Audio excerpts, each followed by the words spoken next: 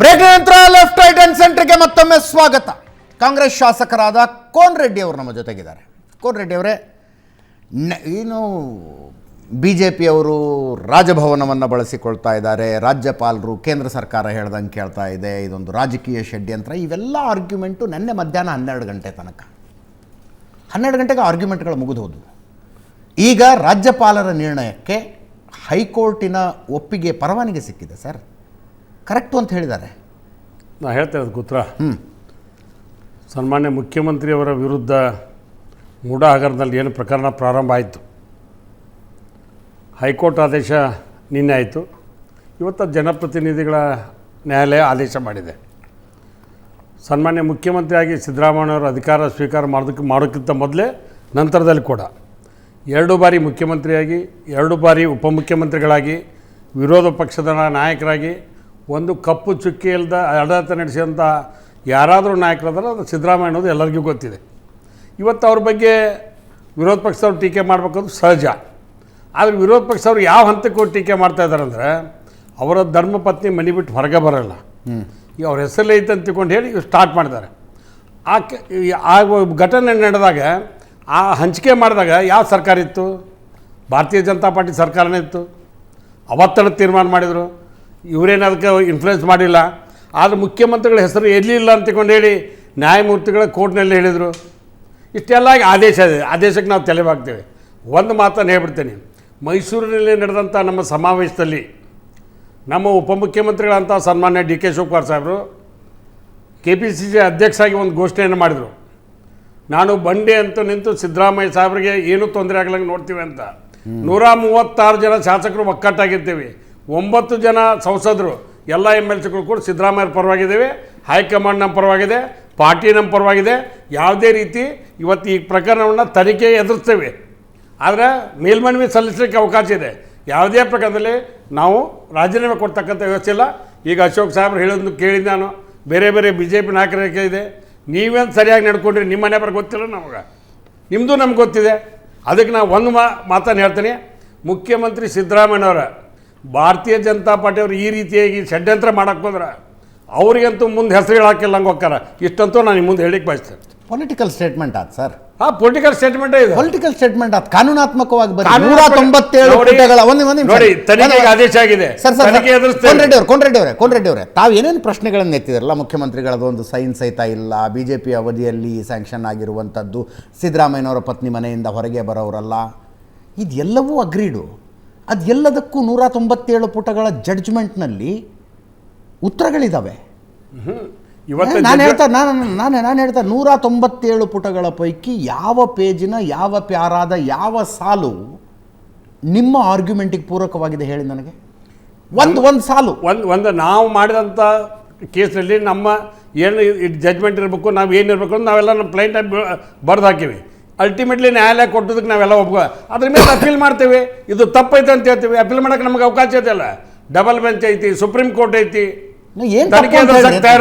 ಕೇಳ್ತಾ ಇರೋದು ಏನು ತಪ್ಪು ಅಂತ ಹೇಳ್ರಿ. ಯಾರು ಏನು ತಪ್ಪು ಜಡ್ಜ್ಮೆಂಟ್ನಲ್ಲಿ ಯಾವ ತಪ್ಪು? ಯಾವುದು ಮುಖ್ಯಮಂತ್ರಿ ತಪ್ಪು ಮಾಡದೇ ಇದ್ರಣ ಅವ್ರನ್ನ ಇನ್ವಾಲ್ವ್ಮೆಂಟ್ ಮಾಡಿಸ್ತಕ್ಕಂಥ ಸರಿಯಲ್ಲ, ಸರಿನಾ? ಇವತ್ತು ನೋಡಿ, ಮುಖ್ಯಮಂತ್ರಿ ಸಿದ್ದರಾಮಯ್ಯನವ್ರ ಬಗ್ಗೆ ಇಡೀ ರಾಜ್ಯ ಇವತ್ತು ಸ್ವಲ್ಪ ಏನೋ ಹೆಚ್ಚು ಕಡಿಮೆ ಇವರು BJP ಅವರು ಇದೇ ರೀತಿ ಇವತ್ತು ಎಲ್ಲ ಜಿಲ್ಲಾ ಮಟ್ಟದಲ್ಲಿ ಹೋರಾಟ ಮಾಡತ್ತಾರೆ. ಸಾಕಷ್ಟು ಸಮಸ್ಯೆಗಳು ಕರ್ನಾಟಕದ್ದು. ಒಂದು ದಿವಸ ಹೋರಾಟ ಮಾಡಿದ್ರು BJP ಅವರು. ಎದಕ್ಕೆ ಹೋರಾಟ ಮಾಡ್ರೆ ಹೇಳಿ? ಯಾವುದಕ್ಕೂ ಹೋರಾಟ ಮಾಡಲ್ಲ. ನಮಗೆ ಸೆಂಟ್ರಲ್ನಿಂದ ದುಡ್ಡು ಕಡಿಮೆ ಇತ್ತು, ಅದ್ರ ಬಗ್ಗೆ ಹೋರಾಟ ಮಾಡಲ್ಲ. ಅದೇ ರೀತಿಯಾಗಿ ನಮಗೆ ಮೇಕೆದಾಟು ಇದೆ, ತುಂಗಭದ್ರಾ ಇದೆ, ಕೃಷ್ಣ ಇದೆ, ಮಾದಾಯಿ ಇದು ಇದೆ, ಎದಕ್ಕೂ ಹೋರಾಟ ಮಾಡಲ್ಲ. ಇಂಥ ಪೊಲಿಟಿಕಲ್ ಸ್ಟಂಟ್, ಡೈಲಿ ಒಂದು ಸ್ಟೇಟ್ಮೆಂಟ್ ಮಾಡೋದು, ಸುಳ್ಳು ಇದ್ದದ್ದು 100 ಸುಳ್ಳು ಹೇಳಿ ಸತ್ಯ ಮಾಡೋಕ್ಕೆ ಹೋಗೋದು. ಬರಲಿ ನಾವು ತನಿಖೆ ಎದುರಿಸ್ತೇವೆ, ಸಂಬರ್ ಬಿದ್ದರೆ ಅಪೀಲ್ ಮಾಡ್ತೇವೆ. ಅದಕ್ಕೇನು ಕಾನೂನಾತ್ಮಕ ಹೋರಾಟ ಮಾಡಬೇಕು, ಮಾಡ್ತೇವೆ. ಮಹೇಶ್ ಅವರೇ, ನಾನು 5 ಗಂಟೆ ಪಾರ್ಟಿ ರೌಂಡ್ಸ್ನಲ್ಲಿ ಹೇಳ್ತಾ ಇದ್ದೆ, ಮೊಟ್ಟ ಮೊದಲಿಗೆ ಇಶ್ಯೂ ಎತ್ತದವ್ರು ನೀವು. ಆವಾಗಲೇ ಸಿದ್ದರಾಮಯ್ಯನವರು ಎಚ್ಚೆತ್ತುಕೊಂಡಿದ್ರೆ ಈ ಸನ್ನಿವೇಶ ಬರ್ತಿರ್ಲಿಲ್ಲ. ಕಳೆದ ಹೆಚ್ಚು ಕಡಿಮೆ 16 ತಿಂಗಳ ಹಿಂದೆ MG ಮಹೇಶ್ ಅವರು ಮೈಸೂರಿನಲ್ಲಿ ಒಂದು ಪ್ರೆಸ್ ಮೀಟ್ ಮಾಡಿ ಸಿದ್ದರಾಮಯ್ಯನವರ ಪತ್ನಿ 14 ಸೈಟ್ ತಗೊಂಡಿರೋದು ಅಕ್ರಮ ಅಂತ ಹೇಳಿದ್ರು. ಅದಾದ ನಂತರ ಚುನಾವಣೆ ನಡೆದು ಕಾಂಗ್ರೆಸ್ ಭಾರಿ ಬಹುಮತದೊಂದಿಗೆ ಅಧಿಕಾರಕ್ಕೆ ಬಂತು. ಒಂದು ವೇಳೆ ಸಿದ್ದರಾಮಯ್ಯನವರು 14 ಸೈಟ್ಗಳನ್ನು ವಾಪಸ್ ಸರೆಂಡರ್ ಮಾಡಿ ಇಡೀ ಮೂಡ ಹಗರಣದ ತನಿಖೆಗೆ ಏನಾದರೂ ಆದೇಶ ಕೊಟ್ಟು ಬಿಟ್ಟಿದ್ರೆ ಇವತ್ತು ಬಿ ಜೆ ಪಿಯವ್ರದ್ದು JDSನವರು ಗಡಗಡ ನಡುಗ್ತಾ ಕೂತ್ಕೋತಿದ್ರು. ಯಾಕಂದ್ರೆ ನಿಮ್ಮದು ಹಾಗೆ ಇದೆ ಭಂಡಾರ ಅದರಲ್ಲಿ. ಅದೇ ರೀ, ತನಿಖೆ ಮಾಡಿಸ್ಬಿಟ್ಟಿದ್ರೆ ಆಗೋಗಿರೋದು ಅಂತ. ಎಸ್ ಮಹೇಶ್ ಆರಂಭ ಎಲ್ಲಿಂದ ಆಯ್ತು, ಈ ಚರ್ಚೆ ಆರಂಭ ಎಲ್ಲಿಂದ ಆಯ್ತು ಅಂದ್ರೆ 40 ವರ್ಷಗಳ ನಿಷ್ಕಳಂಕ ರಾಜಕೀಯ ಜೀವನವನ್ನು ಬಂದಿರುವ ಸಿದ್ದರಾಮಯ್ಯನವರ ಮೇಲೆ ಒಂದು ಕಳಂಕ ಬರ್ತಾ ಇದೆ. ಹಿರಿಯರಾದಂಥ ಶಂಕರ್ ಶೆಟ್ಟರು ಮತ್ತು ಶಾಸಕರಾದಂಥ ಕೋನ್ ರೆಡ್ಡಿ ಅವರು 40 ವರ್ಷಗಳ ಕಾಲ ಸಾರ್ವಜನಿಕ ಬದುಕು ಭಾಳ ಸ್ವಚ್ಛ ಸಿದ್ದರಾಮಯ್ಯನವರು ಅಂತ ಹೇಳಿರುವಂಥದ್ದನ್ನು ನಾನು ಒಪ್ಪೋದಿಲ್ಲ.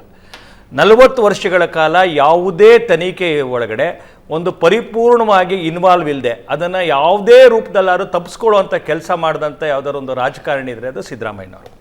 ನಾನು ಬಹಳ ಸ್ಪಷ್ಟವಾಗಿ ನನ್ನ ಆ ಪತ್ರಿಕಾಗೋಷ್ಠಿ ಹೇಳಿದ್ದೀನಿ, ಕರ್ನಾಟಕ ಕಂಡಂಥ ಅತ್ಯಂತ ದೊಡ್ಡ ಭ್ರಷ್ಟಾಚಾರಿ ಯಾರಪ್ಪ ಅಂತಿದ್ರೆ ಅದು ಸಿದ್ದರಾಮಯ್ಯ ಅಂತೇಳಿ. ಯಾಕೆ ಆ ಮತ್ತನ್ನು ಹೇಳ್ತಾ ಇದ್ದೀನಿ, ಇವಾಗಲೂ ಅದನ್ನು ಪುನರುಚ್ಚಾರ ಮಾಡ್ತೀನಿ. ಹೇಳ್ತೀನಿ ಅಂತಂದರೆ ಅವ್ರ ಮೇಲೆ ಯಾವಾಗ ನೋಡಿ ಬೇರೆ ಎಲ್ಲ ರಾಜಕಾರಣಿಗಳ ಮೇಲೆ ಆರೋಪಗಳು ಬಂದಿತ್ತು. ಒಂದಲ್ಲ ಒಂದು ಸಂಸ್ಥೆ ಅವರ ಆರೋಪದಿಂದ ಖುಲಾಸೆ ಮಾಡಿದ್ದಾರೆ, ಇಲ್ಲ ಶಿಕ್ಷೆ ಕೊಟ್ಟಿದ್ದಾರೆ.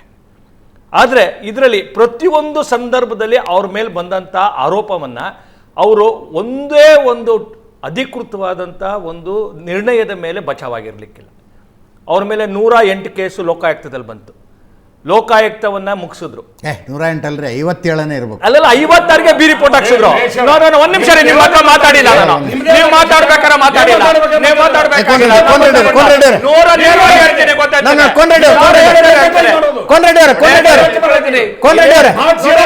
ಸರಿಯಾಗಿ ಮಾತಾಡ್ಬೇಕು.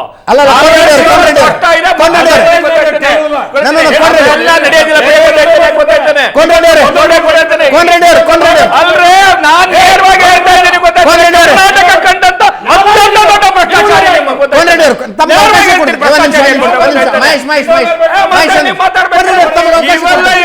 ತಮಗೆ ಅವಕಾಶ ಕೊಡ್ತೀನಿ.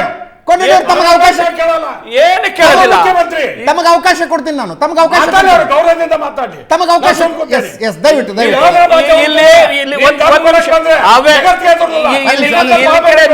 ನೀವು ಯಾರು ನೋಡಿರಲಿ ಒಂದು ವಿಷಯ ಕೇಳಿ. ಅವ್ರಿಗೆ ಕೌಂಟರ್ ಬಹಳ ಹಿರಿಯರಿದ್ದೀರಿ, ಸೌಜನ್ಯದಿಂದ ಮಾತಾಡಿ. ಹಿರಿಯರಿದ್ದೀರಿ, ಸೌಜನ್ಯದಿಂದ ಮಾತಾಡಿ. ನೀವು ಹಿರಿಯರಿಂದ ಇದ್ರೆ ಸೌಜನ್ಯದಿಂದ ಮಾತಾಡಿ. ನೀವು ಗೌರವದಿಂದ ಮಾಡಿ. ನೀವು ಒಬ್ರು ಶಾಸಕರಿದ್ದೀರಿ, ಜನಪ್ರತಿನಿಧಿ ಇದ್ರೆ ಎಚ್ಚರಿಕೆಯಿಂದ ಮಾತಾಡಿ. ಗೊತ್ತಾಯ್ತಾನೆ?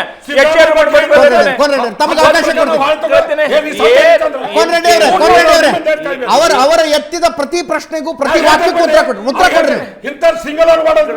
ಉತ್ತರ ಕೊಡ್ರಿ. ಏಕವಚನದ ಯಾರ ಬಗ್ಗೆ ಏಕವಚನ ಮಾತಾಡಿಲ್ಲ. ನಾನು ಹೇಳಿರ್ತಕ್ಕಂಥದ್ದು ಏನು, ಲೋಕಾಯುಕ್ತದಲ್ಲಿ ಅವ್ರ ಮೇಲೆ ಇದ್ದಂಥ ಕೇಸು, ಅದರಲ್ಲಿ 56 ಕೇಸ್ಗೆ ಬಿ ರಿಪೋರ್ಟ್ ಹಾಕ್ಸ್ಕೊಂಡಂಥದ್ದು. ಏನು ACB ಇತ್ತು, ACB ಮುಖಾಂತರ ಹಾಕ್ಸ್ಕೊಂಡಂಥದ್ದು. ಅರ್ಕಾವತಿ ಸಂದರ್ಭದಲ್ಲಿ ಸುಪ್ರೀಂ ಕೋರ್ಟ್ ಏನು ಕೆಂಪಣ್ಣ ಆಯೋಗದ ವರದಿ ಈ ನಿಮಿಷ ತನಕ ಆಚೆ ಬಂದಿಲ್ಲ. ರೀಡು ಅಂತಕ್ಕಂಥ ಸುಪ್ರೀಂ ಕೋರ್ಟ್ ಕೊಟ್ಟಿರ್ತಕ್ಕಂಥ ಮಾತನ್ನು ಅದನ್ನು ರೀಮಾಡ್ಯೂಲ್ ಮಾಡಿರ್ತಕ್ಕಂಥದ್ದು. ಪ್ರತಿ ಸಂದರ್ಭದಲ್ಲೂ ಭ್ರಷ್ಟಾಚಾರ ಅವ್ರ ಮೇಲೆ ಆರೋಪ ಬಂದಂಥ ಸಂದರ್ಭದಲ್ಲಿ ಅದನ್ನು ಬೇರೆ ರೂಪದಲ್ಲಿ ಅದನ್ನು ಬಚಾವಾಗುವಂಥ ಪ್ರಯತ್ನ ಮಾಡಿದ್ರಂತೂ ಯಾವುದೇ ಯಾವುದೋ ಒಂದು ಆಯೋಗ ಇರ್ಬೋದು, ಯಾವುದೇ ಒಂದು ತನಿಖೆ ಸಂಸ್ಥೆ ಇರ್ಬೋದು, ಕ್ಲೀನ್ ಚಿಟ್ ಅಂತ ಕೊಟ್ಟಿರೋದು ನೀವು ಉದಾಹರಣೆ ತೋರಿಸಿ. ಮಹೇಶ್ ಎಷ್ಟು ಮಾರಲ್ ಹೈಗ್ರೌಂಡ್ ಇಟ್ಕೊಂಡು ಮಾತಾಡ್ತಾರಂದ್ರೆ, ಅಲ್ರಿ ಅರ್ಕಾವತಿ ರೀಡು ಅಂತೀರಿ. 3.5 ವರ್ಷ ಅಧಿಕಾರದಲ್ಲಿದ್ರಿ. ನಿಮ್ಮ 4 ವರ್ಷ ಅಧಿಕಾರದಲ್ಲಿದ್ರಿ. ಯಡಿಯೂರಪ್ಪನವರು ಮುಖ್ಯಮಂತ್ರಿ ಆದರು, ಬೊಮ್ಮಾಯಿ ಅವರು ಮುಖ್ಯಮಂತ್ರಿ ಆದರು. ನೀವು ಫ್ರಿಡ್ಜ್ನಲ್ಲೇ ಇಟ್ರಿ ಅದನ್ನು. ನೀವು ಚುನಾವಣಾ ಪ್ರಣಾಳಿಕೆಯಲ್ಲಿ ಘೋಷಣೆ ಮಾಡಿದ್ರಿ, ನಾವು ಅಧಿಕಾರಕ್ಕೆ ಬಂದರೆ 24 ಗಂಟೆಗಳಲ್ಲಿ ಲೋಕಾಯುಕ್ತಕ್ಕಿದ್ದ ಅಧಿಕಾರವನ್ನೆಲ್ಲ ವಾಪಸ್ ತರ್ತೀವಿ ಅಂತ. ಆ ನಂತರ ಲೋಕಾಯುಕ್ತವನ್ನ ರೀಎಸ್ಟಾಬ್ಲಿಷ್ ಮಾಡೋದಕ್ಕೆ ಹೈಕೋರ್ಟ್ ಮಧ್ಯೆ ಬರಬೇಕಾಯ್ತು. ಅಲ್ಲ ಒಂದು ನಿಮಿಷ, ಹೈಕೋರ್ಟ್ ಮಧ್ಯೆ ಬರಬೇಕಾಯ್ತು. ಗೊತ್ತು, ನಾ ಹೇಳ್ತೇನೆ, ನಿಮ್ಮ ಮಾತು ನಂಗೆ ಗೊತ್ತು. ನೋಡಿ, ಕರ್ನಾಟಕದ ಒಳಗಡೆ ಒಂದಷ್ಟು ಮೌಲ್ಯಾಧಾರಿತ ರಾಜಕಾರಣ, ಅದಕ್ಕೊಂದು ವ್ಯಾಲ್ಯೂ ಬೇಸ್ಡ್ ಅನ್ನು ಮಾಡಿರುವಂಥ ಉದಾಹರಣೆಗಳಿದೆ. ಸನ್ಮಾನ್ಯ ಸಿದ್ದರಾಮಯ್ಯನವರು ಕೂಡ ಅದೇ ಬಾರಿ ರಾಮಕೃಷ್ಣ ಹೆಗಡೆ ಅವ್ರನ್ನ ಉಲ್ಲೇಖ ಮಾಡ್ತಾರೆ. ಅವ್ರದ್ದು ರೇವಜಿತು ಪ್ರಕರಣ ಇರ್ಬೋದು, ಹಿಂದೆ ದೇವರಾಜ ಅರಸು ಕಾಲದಲ್ಲಿ ನಾನು ಅದೇ ಮಾತನಾಡ್ತಾ ಹೇಳಿದೆ. ಒಂದು ಆರೋಪ ಬಂದಿದ್ದ ಕೂಡಲೇ ಅವತ್ತು ಸಂಜೆ ಕ್ಯಾಬಿನೆಟ್ ಮೀಟಿಂಗನ್ನು ಕರೀತಾರೆ. ಕರೆದ್ಬಿಟ್ಟು ಅವರು ಯಾರು ಸಿದ್ಲಿಂಗಯ್ಯ ಅನ್ನೋರ್ದು ನನ್ನ ಪ್ರಶ್ನೆಗೆ ಉತ್ತರನೇ ಇಲ್ಲ. ಅರ್ಕಾವತಿ ರೀಡು ಹೌದಪ್ಪ, ಈ ಗವರ್ನರು ರಾಜ್ಯ ಸರ್ಕಾರಕ್ಕೆ ಕೇಳಿದ್ದಾರೆ, ಆ ಕೇಸ್ ಏನಾಗಿದೆ ಅಂತ ಕೇಳಿದ್ದಾರೆ. ನೀವು 4 ವರ್ಷ ಅಧಿಕಾರದಲ್ಲಿದ್ರಿ, ಮಧ್ಯದಲ್ಲಿ ನಿಮ್ಗೆ ನೋಡಕ್ ಆಗ್ತಿರ್ಲಿಲ್ವಾ ಏನಾಗಿದೆ ಕೇಸು ಅಂತ? ನಿಮಗೆ ಟೇಬಲ್ ಮಾಡಕ್ ಆಗ್ತಿರ್ಲಿಲ್ವಾ ಆ ರಿಪೋರ್ಟ್ ಅನ್ನ? ಕೆಂಪಣ್ಣ ಆಯೋಗದ ವರದಿ. ನೀವು ಸಿದ್ದರಾಮಯ್ಯನವರ ಮೇಲಿದ್ದ ಭ್ರಷ್ಟಾಚಾರದ ಆರೋಪ ಪ್ರೆಸ್ ಮೀಟ್ಗಳಿಗೆ, ಟಿವಿ ಡಿಬೇಟ್ಗಳಿಗೆ ಮಾತ್ರ ಇಟ್ಕೊಂಡಿದ್ದೀರಿ. ನೀವು ಅಧಿಕಾರದಲ್ಲಿದ್ದಾಗ ಏನೇನು ಮಾಡಬಹುದಾಗಿತ್ತು? ಲೋಕಾಯುಕ್ತ ಸಂಸ್ಥೆಗೆ ಸಿದ್ದರಾಮಯ್ಯನವರು ಕಿತ್ತು ಹಾಕಿದ್ದಂತ ನಾವು ಅದೆಲ್ಲ ಮಾಡದೇ ಇರೋ ಕಾರಣಕ್ಕೋಸ್ಕರನೇ ಜನ ನಮ್ಮನ್ನು ತಿರಸ್ಕಾರ ಮಾಡಿದ್ರು. ನಾವು ಇವತ್ತು ಈ ಹಂತಕ್ಕೆ ಬಂದು ಕೂತಿದ್ದೀವಿ. ಅರ್ಥ ಆಯ್ತಾ? ನೀವು ಇಲ್ಲಿಗೆ ವಾಸ್ತವ ಅದು. ವಾಸ್ತವ ಒಂದು ತಪ್ಪಿಗೆ ಇನ್ನೊಂದು ತಪ್ಪಲ್ಲ. ಒಂದು ತಪ್ಪಿಗೆ ಇನ್ನೊಂದು ತಪ್ಪಲ್ಲ. ಇಲ್ಲಿ ಪ್ರಶ್ನೆ ಇರ್ತಕ್ಕಂಥದ್ದು ಇವತ್ತಿದಲ್ವಾ, ಇವತ್ತು ಬಹಳ ನೈತಿಕತೆ ಮಾತನಾಡ್ತಾರೆ ನಮ್ಮ ಶಾಸಕರು ಕೋನರೆಡ್ಡಿ ಅವರು. ಇವತ್ತು ಏನು ಸ್ವತಃ ಈ ರೀಡು ಪ್ರಕರಣದೊಳಗಡೆ ಕೆಂಪಣ್ಣ ವರದಿನ ಪ್ರದೇಶ ಮಾಡಲಿ, ಕ್ಯಾಬಿನೆಟ್ ಅಲ್ಲಿ ಜಡ್ಜ್ ಮಾಡಿ. ಕೋವಿಡ್ ಅವ್ರು ತಪ್ಪು ಮಾಡಿದವ್ರಿಗೂ ನೇಣಾಕ್ರಿ. ಯಾರು ಬೇಡ ಅಂದವರು, ಯಾರು ಭ್ರಷ್ಟಾಚಾರ ಮಾಡ್ತಾರೆ ಆ ಭ್ರಷ್ಟಾಚಾರ ಮಾಡಿದಂಥವ್ರು ಎಲ್ಲ ಭ್ರಷ್ಟಾಚಾರ ಮಾಡಿದಂಥವ್ರು ಯಾವರೇ ಇರ್ಲಿ ಅವ್ರನ್ನ ನೇಣಾಕ್ರಿ. ಯಾರು ಬೇಡ ಅಂತ ಹೇಳ್ತಾರೆ.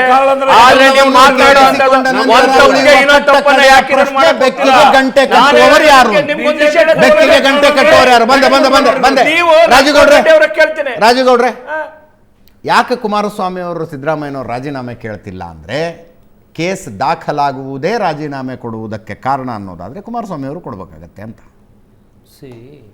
ಅದಕ್ಕೆ ಕುಮಾರಸ್ವಾಮಿ ಅವರು ಒತ್ತಿ ಹೇಳ್ತಾರೆ, ನಾವೆಲ್ಲ ರಾಜೀನಾಮೆ ಕೇಳಿದೀವಿ.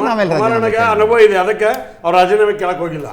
ಕುಮಾರಸ್ವಾಮಿ ಅವರು 2008ರಲ್ಲಿ ಸೆಷನಲ್ಲಿ ಅವ್ರು ಹೇಳ್ತಾರೆ, ಕೇಸ್ಗಳು ಯಾವುದೇ ಬಂದರೂ ನನ್ನ ಮೇಲೆ ನಾನು ತನಿಖೆಗೆ ಸಿದ್ಧ ಇದ್ದೀನಿ ಅಂತ ಹೇಳ್ತಾರೆ. ಇವತ್ತು ಅಷ್ಟೇ, ಇವತ್ತು ರಾಜೀನಾಮೆ ನಾವು ಕೇಳ್ತಾ ಇಲ್ಲ. ಆದರೆ ಇದೇ ಸಿದ್ದರಾಮಯ್ಯನವರು ನಾನು ಸಮಾಜವಾದಿ ಅಂತ ಹೇಳ್ತಾರೆ. ಹೂಬ್ಲೆಟ್ ವಾಚಿರನ್ ವಿಚಾರ ಬಿಟ್ಬಿಡಿ, ಅವ್ರ ಮೇಲೆ ಯಾವುದೂ ಆರೋಪ ಬಂದಿಲ್ಲ, ಅವರು 40 ವರ್ಷದಿಂದ ಕ್ಲೀನ್ ಚಿಟ್ಟು ಅಂತ ಹೇಳ್ತಾರೆ. ಸಾಕಷ್ಟು ಒಂದು ಕೇಸು ಸುಪ್ರೀಂ ಕೋರ್ಟಲ್ಲಿ ಕೂಡ ಇದೆ. ಇಲ್ಲಿ ಕನ್ವಿಕ್ಟ್ ಆಗಿ ಮೈಸೂರು ಕೋರ್ಟಲ್ಲಿ ಕನ್ವಿಕ್ಟ್ ಆಗಿ ಯಾವುದೋ ಒಂದು ಕನ್ವರ್ಷನ್ ವಿಚಾರದಲ್ಲಿ ಸುಪ್ರೀಂ ಕೋರ್ಟಲ್ಲಿ ಕೂಡ ಇದೆ. ಮುಂದಿನ ದಿನಗಳಲ್ಲಿ ನಾನು ದಾಖಲೆ ಸಮೇತ ನಾನು ಮಾಧ್ಯಮಗಳ ಮುಂದೆ ಬಿತ್ತರಿಸ್ತೀನಿ. ತದನಂತರ ಮನೆ ವಿಚಾರದಲ್ಲಿ ಆಯಿತಾ, ಆ ವಿಚಾರದಲ್ಲಿ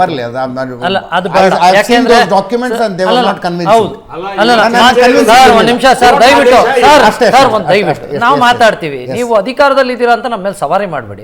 ನಾವು ಕೇಳಿಸ್ಕೊಳ್ಳಿಕ್ ಸಿದ್ಧ ಆಗಿದ್ದು ಅಷ್ಟೊತ್ತಿಂದ ಒಂದೇ ಒಂದು ಪಿನ್ ಡ್ರಾಪ್ ಸೌಂಡ್ ಕೂಡ ಮಾಡಿಲ್ಲ ನಾನು. ದಯವಿಟ್ಟು ನಿಮ್ಮನ್ನ ನಾವು ಅಧಿಕಾರದಲ್ಲಿದ್ದೀರಾ, ಗೌರವಯುತವಾಗಿ ನಾವು ನಡೆಸ್ಕೊಂತೀವಿ, ನಮ್ಮ ಮೇಲೆ ಸವಾರಿ ಮಾಡೋ ಪ್ರಯತ್ನ ಯಾವುದೇ ಕಾರಣಕ್ಕೂ ಖಂಡಿತವಾಗ್ಲೂ. ಸೊ ಇವರು ನೈತಿಕತೆ ಪಾಠನ ಸುಮಾರು ಸಾರಿ ಮಾಡಿದ್ದಾರೆ. ನೈತಿಕತೆ ಪಾಠ ಮಾಡುವಂಥವ್ರು ತಾವು ನೈತಿಕವಾಗಿರಬೇಕು. ಎಲ್ಲೋ ಒಂದು ಕಡೆ ನಾನು ವಿವೇಕಾನಂದರದು, ಗಾಂಧೀಜಿಯವರ ಕಥೆಗಳಲ್ಲಿ ಬೆಲ್ಲ ತಿನ್ನುವಂಥ ವಿಚಾರಗಳಲ್ಲಿ ನಾವು ಸಾಕಷ್ಟು ಚರ್ಚೆಗಳು ಮಾಡಿದ್ದೀವಿ, ಕಥೆಗಳನ್ನ ಹೇಳಿದ್ದೀವಿ. ರಾಮಕೃಷ್ಣ ಪರಮಹಂಸ ಯಾರೋ ಆಗಿರ್ಬೋದು. ಆದರೆ ಇವರೇ ಸಿದ್ದರಾಮಯ್ಯನವರೇ ಇದೇ ಕಳೆದ ಯಡಿಯೂರಪ್ಪನವ್ರ ಸರ್ಕಾರ ಇದ್ದಂಥ ಸಂದರ್ಭದಲ್ಲಿ ತನಿಖೆ ಮಾಡಲಿಕ್ಕೆ ತನಿಖಾ ಸಂಸ್ಥೆಗಳ ಹೆಡ್ ಆದಂಥ ಮುಖ್ಯಮಂತ್ರಿ ಆಗಿದ್ದವರು ಹೇಗೆ ತನಿಖೆ ಮಾಡಿಸ್ತಾರೆ ಅಂತೇಳಿ ಅವರೇ ಪ್ರಶ್ನೆ ಕೇಳ್ತಾರೆ. ಈಗ 30 ಸೆಕೆಂಡ್ 33-4 ನಿಮಿಷ ಮುಂಚೆ ನೀವೇ ತೋರಿಸ್ತೀರಿ. ಸೊ ಇದೇ ಪರಿಸ್ಥಿತಿಯಲ್ಲಿರುವಂಥ ಸಿದ್ದರಾಮಯ್ಯನವರು ನಾನು ಯಾವುದೇ ಕಾರಣಕ್ಕೂ ರಾಜೀನಾಮೆ ನೀಡಲ್ಲ. ಅದೇ ರೀ ರಾಜುಗೌಡ್ರೆ, ಅವಾಗ ಸಿದ್ದರಾಮಯ್ಯನವರು ಯಡಿಯೂರಪ್ಪನವರು ರಾಜೀನಾಮೆ ಕೊಡು ಅಂದ್ರು,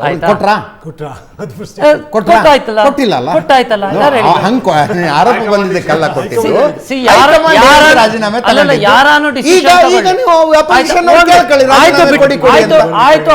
ಅದನ್ನು ಬಿಟ್ಬಿಡೋಣ. ಆದ್ರೆ ಕಾಂಗ್ರೆಸ್ನಲ್ಲಿ ಸಿದ್ದರಾಮಯ್ಯನವ್ರನ್ನ ಬಿಟ್ರೆ ಮುಖ್ಯಮಂತ್ರಿ ಆಗೋಕೆ ಇನ್ನೊಬ್ರು ಲೀಡರ್ ಇಲ್ವಾ? ಅದು ಅವ್ರ ಪಕ್ಷ, ಅವ್ರ ಹೈಕಮಾಂಡ್. ಸರ್ ನಾನ್ ಇಲ್ವಾ ಅಂತ ಕೇಳ್ತಾ ಇದ್ದೆ, ಅವ್ರ ಪಕ್ಷಕ್ಕೆ ಬಿಟ್ಟಿರೋದು. ನಾನು ಅವ್ರನ್ನ ಕೆಳಗಿಳಿರಿ ಅಂತ ಹೇಳ್ತಾ ಇಲ್ಲ. ಅವ್ರು ಹೇಳ್ತಾರೆ ಇನ್ನೂ ಸಿದ್ದರಾಮಯ್ಯನವರೇ ಮುಖ್ಯಮಂತ್ರಿಯಾಗಿ ಮುಂದುವರಿತಾರೆ, ಇನ್ನೂ 500 ವರ್ಷ ಮುಂದುವರಿಸ್ಕೊಳ್ಳಿ, ನಮ್ದು ಅಬ್ಜೆಕ್ಷನ್ ಇಲ್ಲ. ನಾವು ಯಾವುದೇ ಕಾರಣಕ್ಕೂ ಸಿದ್ದರಾಮಯ್ಯನವ್ರನ್ನ ಮುಖ್ಯಮಂತ್ರಿಯಿಂದ ಇಳಿರಿ ಅಂತ ನಾವು ಕೇಳ್ತಾ ಇಲ್ಲ. ಆದರೆ ನೈತಿಕತೆ ಪಾಠ ಮಾಡೋವಂಥವ್ರು, ಸಮಾಜವಾದಿ ಅಂತ ಹೇಳೋರು, ಹಿಂದ ಪರವಾಗಿದ್ದೀವಿ ಅಂತ ಹೇಳೋವಂಥವ್ರು ನೀವು ಯಾವ ಮಟ್ಟದ ಚಿಂತನೆ ಇಟ್ಕೊಂಡಿದ್ದೀರಿ ಅನ್ನೋದು ನಮ್ಮ ಪ್ರಶ್ನೆ. ಒಬ್ಬ ಜನಸಾಮಾನ್ಯನಾಗಿ ಪ್ರಶ್ನೆ ಕೇಳ್ತೀನಿ.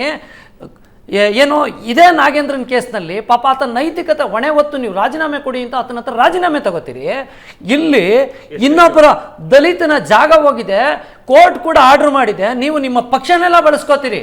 ನೈತಿಕ ಪಾಠ ಮಾಡುವಂಥವ್ರು ರಾಜ್ಯಪಾಲರ ವಿರುದ್ಧ ಹೋರಾಟ ಮಾಡಲಿಕ್ಕೆ, ಪಾದಯಾತ್ರೆ ಮಾಡಲಿಕ್ಕೆ ನಿಮ್ಮ ಕಾಂಗ್ರೆಸ್ ಪಕ್ಷನ ಬಳಸ್ಕೊಂತೀರಿ. ತದನಂತರ ಬಿಜೆಪಿ ವಿರುದ್ಧ ಹೋರಾಟ ಮಾಡಲಿಕ್ಕೆ ನಿಮ್ಮ ಪಕ್ಷ ಬಳಸ್ಕೋತೀರಿ. ಆದರೆ ಪಕ್ಷದ ಮೇಲೆ ಆರೋಪ ಬಂದಿರಲಿಲ್ಲ, ಸಿದ್ದರಾಮಯ್ಯನವ್ರ ಮೇಲೆ ಆರೋಪ ಬಂದಿತ್ತು. ಮುಖ್ಯಮಂತ್ರಿ ಮೇಲೆ ಆರೋಪ ಬಂದಿರಲಿಲ್ಲ, ಸಿದ್ದರಾಮಯ್ಯನವ್ರ ಮೇಲೆ ಆರೋಪ ಬಂದಿತ್ತು. ನೀವು ಆಡಳಿತ ಪಕ್ಷನ ತಗೊಂಬಂದು ಇಡೀ ಭಾರತ ದೇಶದ ಇತಿಹಾಸದಲ್ಲಿ ಆಡಳಿತ ಪಕ್ಷ ಒಂದು ಹೋರಾಟಕ್ಕೆ ಇಳಿಯುತ್ತೆ ಅಂದರೆ ಇದು ನಾಚಿಕೆಗೇಡಿನ ಸಂಗತಿ ಅಲ್ವಾ? ಈ ರಾಜ್ಯದ ಜನತೆಗೆ ನೀವು ಮಾಡ್ತಾರ ಅವಮಾನ ಅಲ್ವಾ? ಅಲ್ಲ ಸ್ವಾಮಿ, ನಿಮ್ ಕೈಗೆ ಅಧಿಕಾರ ಕೊಟ್ಟಿದ್ದಾರೆ, ಆಡಳಿತ ಮಾಡಿ ಅಂದ್ರೆ ನೀವು ಅವ್ರನ್ನ ತಗೊಂಬಂದು ನೀವು ಬೀದಿಲಿ ಪರೇಡ್ ಮಾಡಿಸಿದ್ರೆ ಆಡಳಿತ ಎಲ್ಲಿ ನಡೆಯುತ್ತೆ? ಒಂದು ಸಣ್ಣ ಬ್ರೇಕ್ ನಂತರ ಚರ್ಚೆನ ಮುಂದುವರಿಸ್ತೀನಿ.